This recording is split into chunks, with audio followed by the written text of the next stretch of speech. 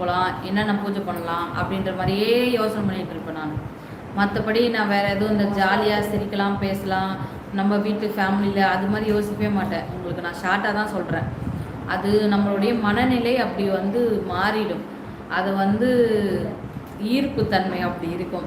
ஆனால் வந்து பொதுவாகவே லேடிஸ் வந்து ஒரு 40 ஏஜுக்கு மேலேயே ரொம்ப வந்து பக்தியாகிடுவாங்க.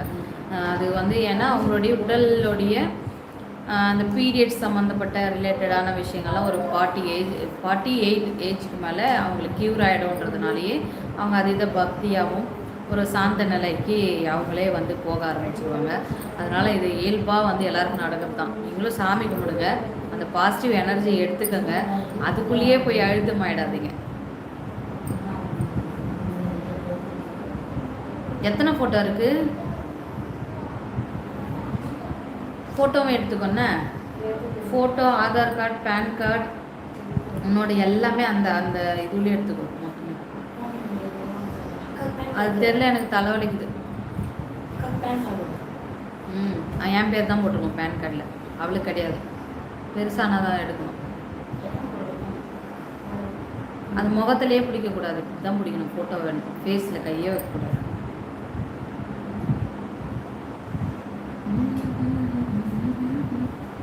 ஐயோ, நான் வேறு ஆல்பம் பார்க்கணும்னு நினச்சேன் இன்னைக்கு. ஆல்பம் ஃபோட்டோஸ்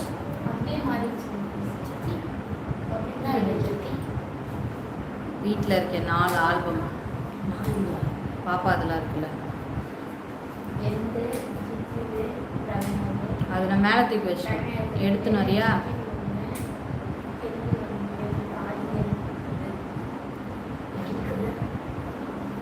வெளில தான் இருந்துச்சு, நான் பீரோவில் எடுத்து வச்சிட்டேன். நான் இன்னைக்கு பார்க்கணும்னு நினச்சிருந்தேன் சாயங்காலம். அது பார்த்தே வருஷ கணக்கில் ஆகுது.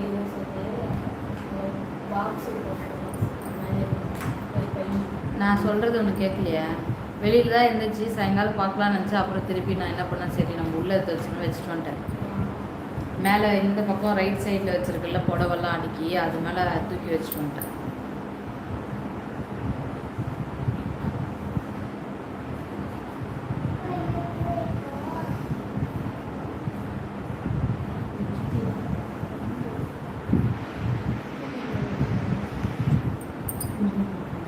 ஐயோ, இத்தனை கமாண்ட் வந்திருக்கா?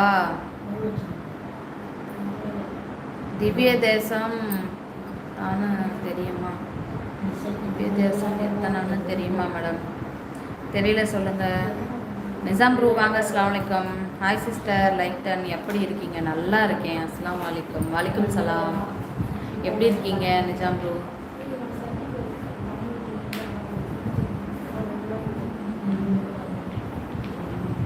சாப்பிட்டீங்களா?